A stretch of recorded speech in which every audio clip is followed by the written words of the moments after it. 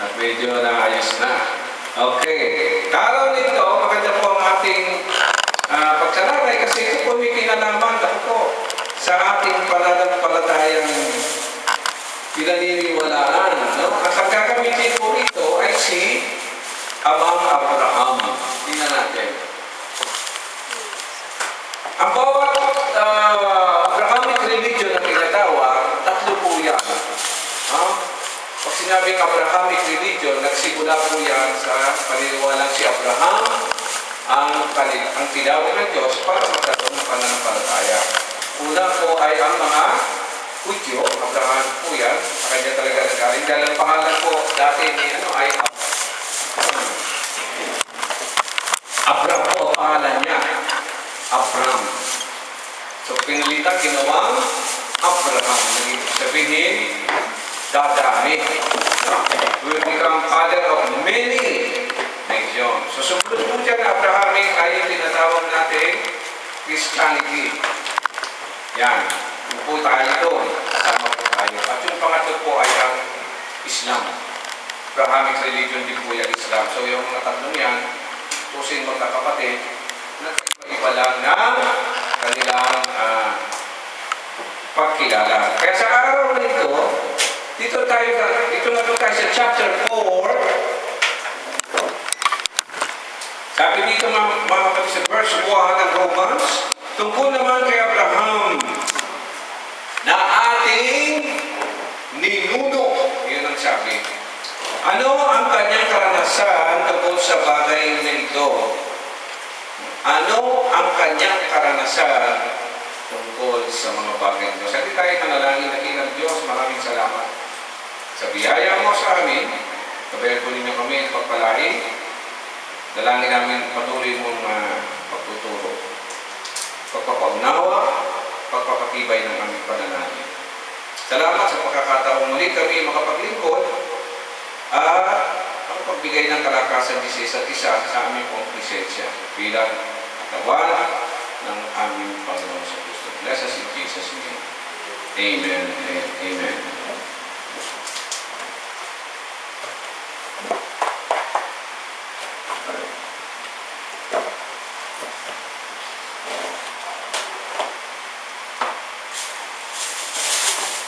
So, narinig natin yun.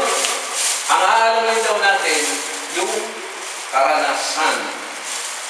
Ano ang masasabi ninyo natin? Ano ang kanyang karanasan tungkol sa mga bagay nito?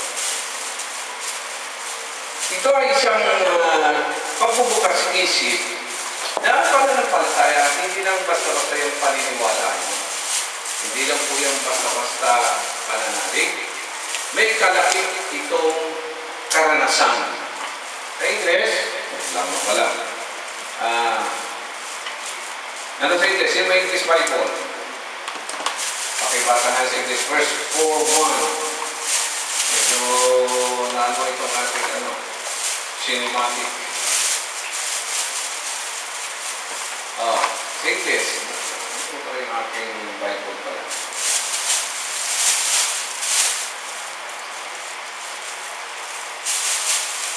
Wala may English? Ano po? 4:1. Romans 4:1. Yung Bible dyan. Ako ang Tagalog. Kaya, basahin mo. Basahin mo. Ayun o. 4:1. Basahin mo, Ross. 4:1. Ayun na lang. Okay. Balik. Ito po, Romans 4. Yeah, 4:1. Romans 4:1. What then shall we say that Abraham, our forefather, according to the flesh, discovered in this matter? If in fact, Abraham was justified by works. Was covered in this, ano na? He had something to boast about, but not before God. Okay, yun. What shall we say then that Abraham our father, as pertaining to the flesh, has found? Pertaining to the flesh. Yung salitang yun, hindi po kasalanan yung flesh doon. Siya sabi, ano ang kanyang naranasan bilang tao? Mahalaga po. Dahil si Abraham po ang naging ama ng pananampalataya pananampalataya ng halos lahat ng tinatawag nating religion na binanggit ko kanina, di ba may tatlo yan. Ano ang kanilang ang kanyang naging karanasan? Bakit siya ang ginawang sandigan? Ang tawag ko kasi kay Abraham ay ama ng ating pananampalataya. Nabanggit na rin yan nung nakaraan na sa chapter 3 na walang matuwid. Pinag-usapan natin yung katwiran ng Diyos. No? Katwiran ng Diyos. Dahil kahit may Diyos nung unang panahon, iba-iba po ang kanilang pagkakilala, iba-iba po ang kanilang pagsamba. Amen. Hanggang sa natutunan nila yung Diyos, gusto nilang makita, para makita nila, gumawa na tuloy sila ng replika sa pamamagitan ng Diyos-Diyosan. Yung pong kaya kung bakit may mga Diyos-Diyosan, ano po? Gusto nila yung presence. Kasi nga, alam na po na ang tao ay galing at hinubog sa wangis ng Panginoong Diyos. So, gano'n papasok sa isip nila, kung kamukha natin ang Panginoong Diyos, gawa tayo ng kamukha niya, picture. Kaya nung araw, wala naman po kasing camera, wala naman po ng so. Ang ginagawa po ng mga tao ng unang araw, inukukit. Bakit po may mga rebuto? Inuukit po nila yan. Kukuha sila ng modelo, tapos ukitin nila. Amen? Yun daw. Walang kasigurahan na yung naging model mo ay yun nga ba talaga magiging kamukha ng Panginoong Diyos. No? Amen. So, ganun sila. Naghahanap sila ng so, ang nangyayari tuloy doon, yung Diyos na hindi nakikita, ngayon may larawan na. Amen. So, ganyan yung araw, mga kapatid. They're looking for evidences na kung totoo yung Diyos mo, dapat may itsura yan. Dapat may mukhang kamukha yan. Di ba sabi ng mga paniniwala, tayo hindi ka sa wangis sa Diyos, dapat kamukha natin. Yan problema, wala nang kamukha po yung Panginoong Diyos. At ang una-una pa, ang Diyos ay Espiritu. Something that cannot be seen, hindi po yan nakikita. Kaya na, ang pananampalataya ng unang panahon, parang bara-bara na lang. Parang tsamba-tsamba na lang. Pero pinakita ng Panginoon, para may correct ang lahat ng yan, tinawag niya si Abraham, mga kapatid. Namimili ba ang Panginoong Diyos? Hindi po natin pwede sabihin nyo namin may kinikilingan ng Panginoon kung may pinipili ang Panginoon. Hindi natin siya pwedeng saklawan kung sino ang gusto niyang gamitin. Ang mahalaga po, mga kapatid, nakita natin na mahalaga sa Kanya ang isang tao at yun ay pinatunayan na sa pamagitan po ni Abraham. Si Abraham po ay isang personalidad noong unang ancient times, kilala na po talaga siya. Siya po ay nakatira dito sa Mesopotamia noong araw. Ngayon, ang bansang ito ay may pangalang Iraq. Doon po siya nakatira. Yung bansang yun, mga kapatid, kung mapupunan ninyo, Middle East ang tawag po ron. Doon kasi pinapaniwalaan ng naroon din po yung Garden ng Eden. Kasi yung presence po ng dalawang ilog naroon pa yung Tigris at saka yung Euphrates River, naroon pa rin po hanggang ngayon. Kumawala yung dalawa.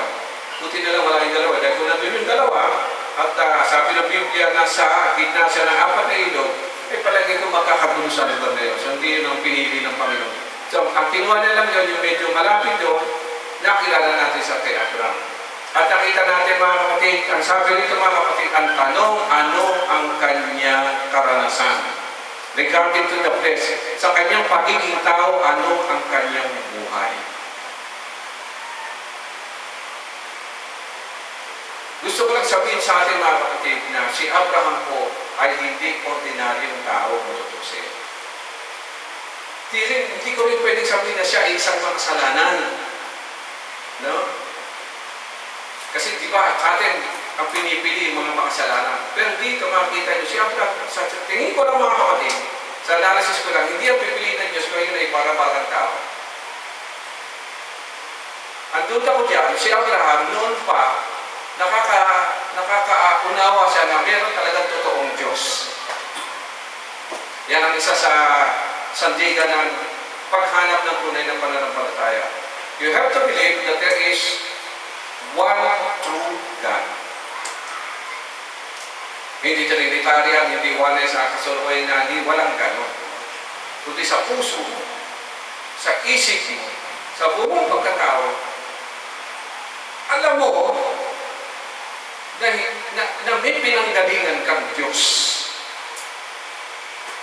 At kung ang bawat isa sa atin ay naranasan niyo yan, mga kapatid, naranasan niyo yan, ibig sabihin, tinawag ka rin ng Panginoong Diyos. Kasi ang pagtawag ng Panginoong Diyos, it's more on personal talaga. Hindi pwedeng na-invite ka lang, narinig mo na, although ang panapanagin mo lang sa pakikinig, na ganito lang, nakita mo na. Ito ay isang magandang pagpapaliwanag na para mo makilala ang Panginoong Diyos. Yung butil o the seed of faith, yung seed of faith, matagal na nandyan sa puso mo. Kasi pag ganyan, ibig sabihin, hindi ka naudyukan, hindi ka nakumpinse, hindi ka napilitan. Naalala nyo, yung 4 na lupa, no? Sa tabi na daan, sa batuhan, sa damuhan, mabuting lupa. Hindi nagtatanim. Kay Diyos o tao, ang sinuman, sa hindi matabang. Kasi kahit anong gawin mo dyan, kung wala talagang natural fertility sa yan, hindi yan tutuloy. Kaya ko po yan sinasabi bilang pastor, napakarami na pong hinasikan ng salita ng Diyos. Nasaan na? Tumubunga, nabunga ba? Yung pagkano? Tumubunga, nabunga. Napakinabangan ba yung bunga? Nabunga nga, bulong naman. Marami. Ang natural na matabang lupa, mga kapatid, magmula pa lang yan sa pagtatanim, inaasahan na yan na ang bunga niya ay pakikinabangan. Ang Diyos hindi naghahanap ng kung anong lupang tatamnan ng kanyang salita. Maliwanag po yan, ang alam ng Diyos at kilala ng Diyos kung sino ang bawat isa sa atin. Amen. Ako bilang pastor na realize ko yun. Kaya kung wala akong sama ng loob, kung sino man ang dumating, kung niaalis man, kasi hindi ko po problema yun. Ang trabaho ko lang, pag merong pinili ang Panginoon ng trabaho ng bilang pastor, alagaan po siya, tulungan siya lumago sa pananampalataya sa Panginoon. Kung hindi siya lalago, ibig sabihin hindi siya. Amen. Kasi sa dami ng tao sa daigdig na ito, hindi mo rin alam kung sino yung totoo at kung sino yung hindi. Ang nakakaalam lang po niyan ang Panginoong Diyos. Amen. Kaya ang sabi rito, para malaman natin, pag-alala natin, ang ating amang si Abraham. Patay. Pag kinumpir po tayo kay Abraham, ano kaya? Match kaya? Papasa kaya tayo? Tingnan natin. Ito. Tingnan daw natin yung karanasan niya. Kasi tandaan nyo, nakasunod sa Biblia, ang pagtawag ng Diyos, no? Ang pagpili at pagtawag ng Diyos, may consistency po yan, hindi po yan nagbabago. Kaya yung tao yan ay mula pa noong unang panahon, o sa medieval, sa gitnang panahon, o sa panahon natin sa present time, hindi po nagbabago ang Panginoong Diyos. In fact, wala namang past, present, future ang Diyos. Timeless po yan, kaya tawag sa Kanya ay eternal. Kaya marami tuloy nalilito, paano mo malaman kung totoo o hindi? Ayan, maganda. Nilabas sa mga kapatid, kapag maganda ni Abraham, sabi dito sa chapter 4, ano ang kanyang karanasan tungkol sa mga bagay na ito? Kung siya'y pinawalang sala dahil sa mga gawa, ba ibig sabihin? Mabait si Abraham talaga. O kaya siya pinatawad, mabait talaga yan. Taas nga ang kamay na mabait. Hindi ako magtataas, dami mo. Pagpupulas, may ipagmamalaki siya. Diba? Sasabihin niya, kaya ako tinawag kasi mabait ako. Hindi raw. Ngunit, wala siya makipagmamalaki sa paningin ng Diyos. Bakit kaya? Sapagkat sinasabi ng kasulatan, nanalig sa Diyos si Abraham dahil dito siya'y pinawalang sala ng Diyos. Ang ibinibigay sa taong gumagawa ay hindi binibilang na kaloob kundi upa. Datapwat ang hindi gumagawa kundi nananalig sa Diyos na nagpapawalang sala sa magsalanan ay pinawalang sala dahil sa kanyang pananalig. Kaya tinawag ni David na mapalad ang tao pinagawalang sala di dahil sa mga gawa. Mapapalad yung mga pagsway ay pinatawad na. At ang mga kasalanan na pamina, mapalad ang tao na ang kasalanan ay nilimot na ng Panginoon. Mapapasa niya sa Psalms. Tingnan na, Aklat ng Awit, chapter 32, verse 1. Tingnan natin, sino umawit? Siyempre po si Haring David at ganito ang kanyang awit. Psalms 32, verse 1, ang sabi? Buklat tayo. Ano, mahirap ng buklatin, hindi na mabuklat. Psalms 32, verse 1, tingnan natin.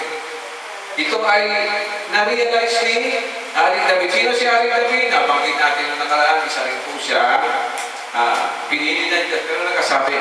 Verse 32, chapter 32, verse 1, sabi niya sa awit, mapalad, kasi awit ang tao, natin natin ito nakatar, na pinatawad na iyong kasalanan at nilimot na rin ang kanyang nagawang mga pagsalansang.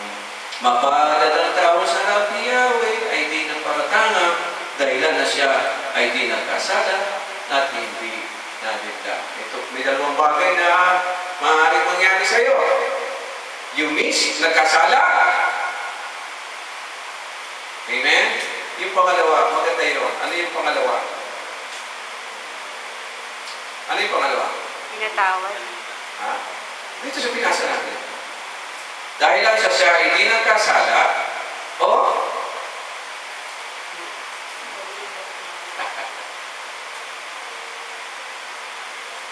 ayun, verse 2. And in His Spirit there is no guile. Ano yun? May dalawang klase pala na pwedeng mangyari sa iyo. Magkasala ka. O, alam niyo na ibig sabihin ng kasalanan, amen? You miss the point. May gusto ang Diyos, hindi mo nagawa kasalanan. Pero mabigat yung number 2. Malin lang.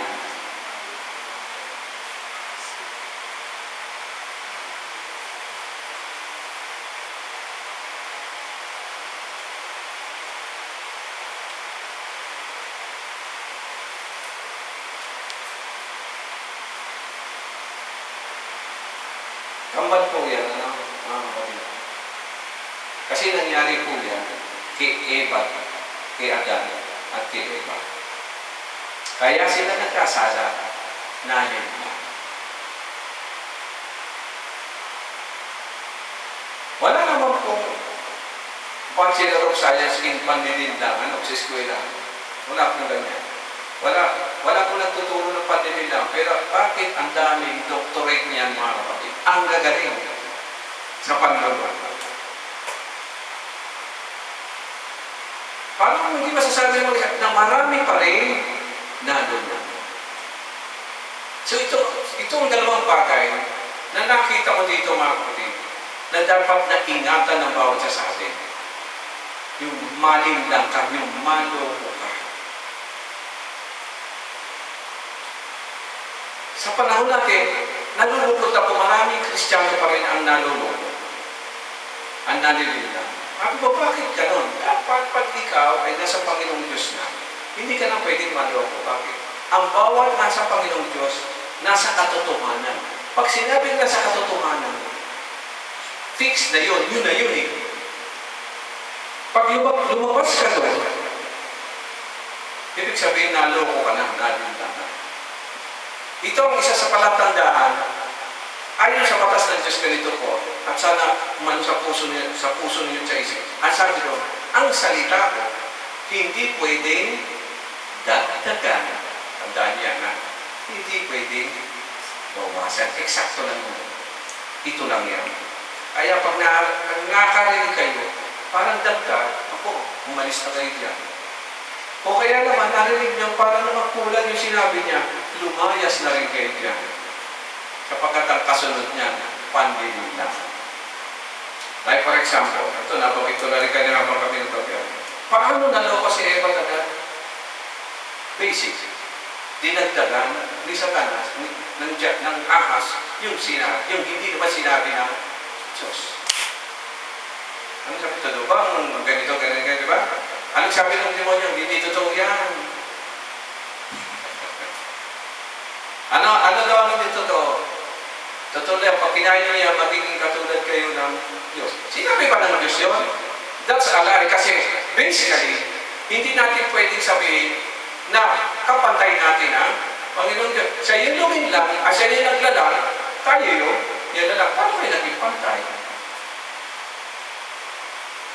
Sa buhay ng tao, mga kapatid, ito ay isang palaking pagkakamali.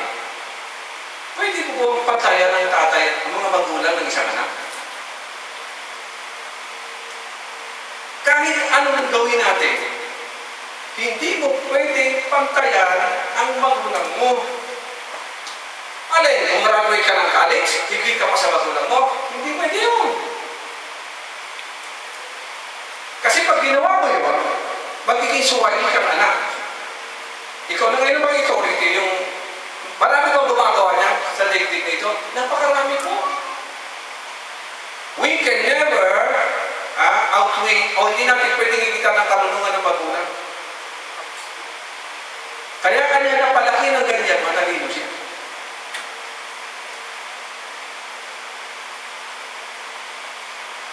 Amen.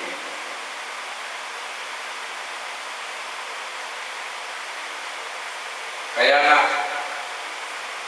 sa utos,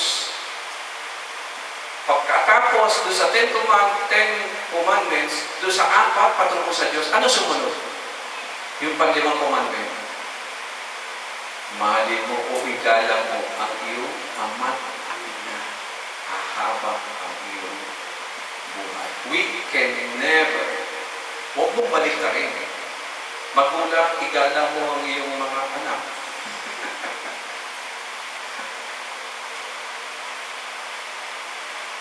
At ano ang isa sa masamang kasalanan ginagawa ng mga tao ngayon?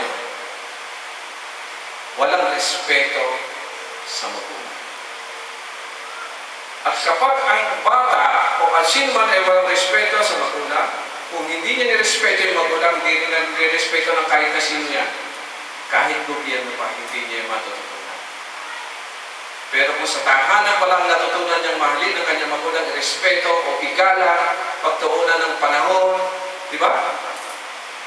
Ang mga susunod na buhay niya, eskwelahan, trabaho, gobyerno, matututo siyang igalang. Still, the family is the foundation ng buhay ng bawat isa sa atin. Pero sa kasalukuyan, ang pamilya natin, sa panahon natin ngayon, wala na. There's no such thing as family. Wala na. Individuality na meron. Nasabihin, basta ako masaya. Basta ako gano'n. Wala akong pakialam sa kanila. Pakialam sa kanila. Tapos pag namatay na yung magulang, nandun din naman. Amen. Nandun din. Nag-iiyak-iiyak ko sila. Tama na ang drama mo.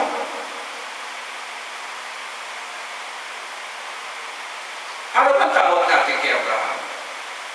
Ama ng ating anak. Magulang po natin siya.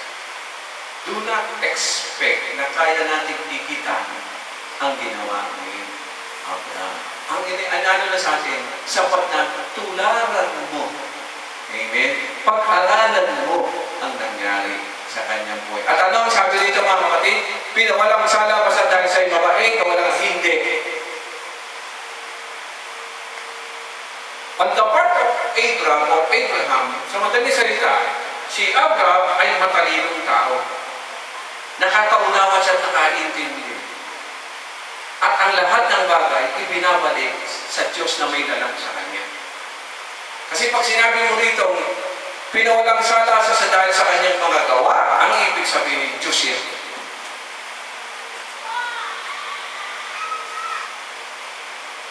Always remember mga kapatid, na ang tao, anuman ang katayuan ngayon, wala po talaga tayong ginawa sa daigdig nito. Wala po. Mahirap intindihin? Mahirap. Kasi dito pinalalabas yung Diyos, Creator. Pag sinabi Creator, sa Kanya nagmula ang lahat ng bagay. Kung ano na nagmula sa atin yan. So kung hindi tayo gumagawa, ano na lang ang nangyayari sa buhay natin?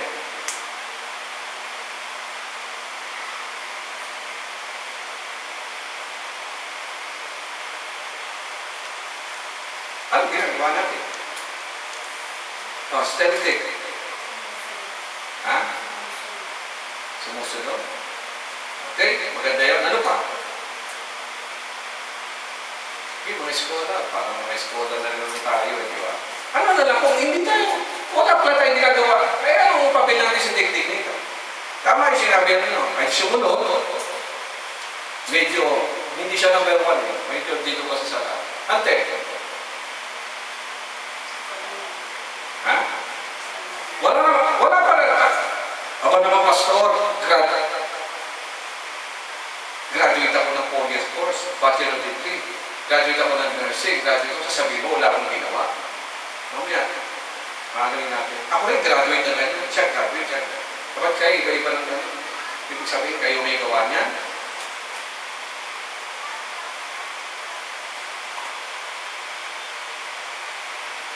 Kahit ano pang gawin mo, wala kang pwedeng ipagmalaki sa daigdig nito. Ang daigdig nito, palagi kasing pinamumuka sa atin, we accomplish things, di ba? Anak ko, napakasikap ng anak ko, pagsisikap niya, nakagraduate siya, ganito, ganun.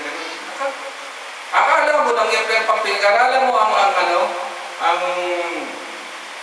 mga pangyayari, hindi ganun eh. Ako partikular, gamitin ko na sarili ko. Hindi ko alam kung paano ko napunta rito.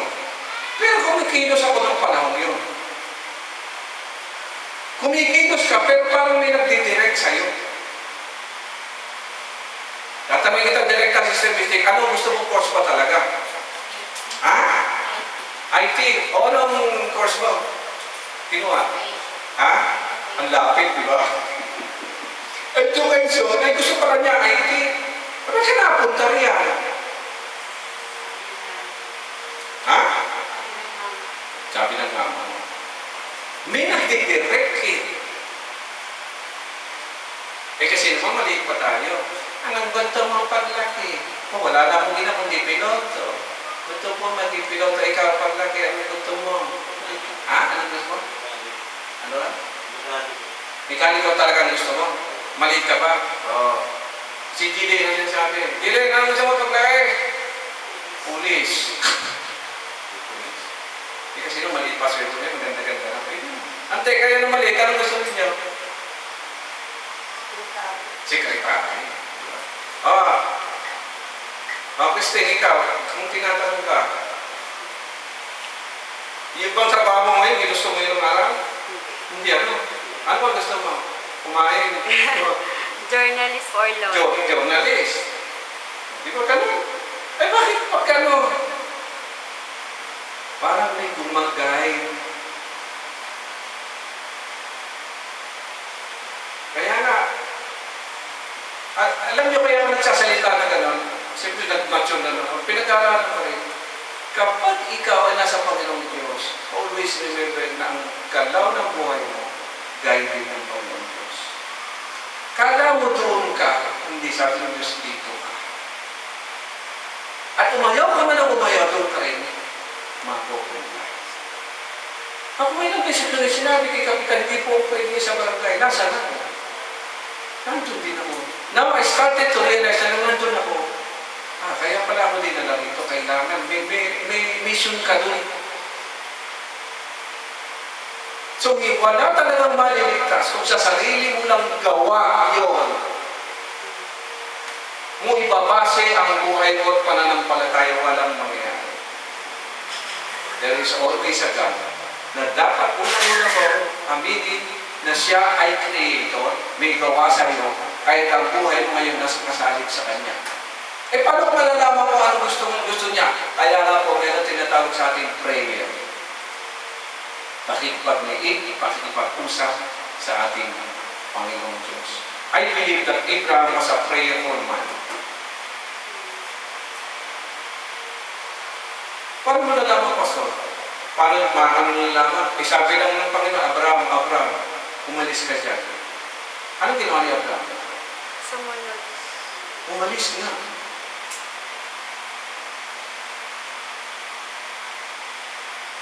Amen? O sige.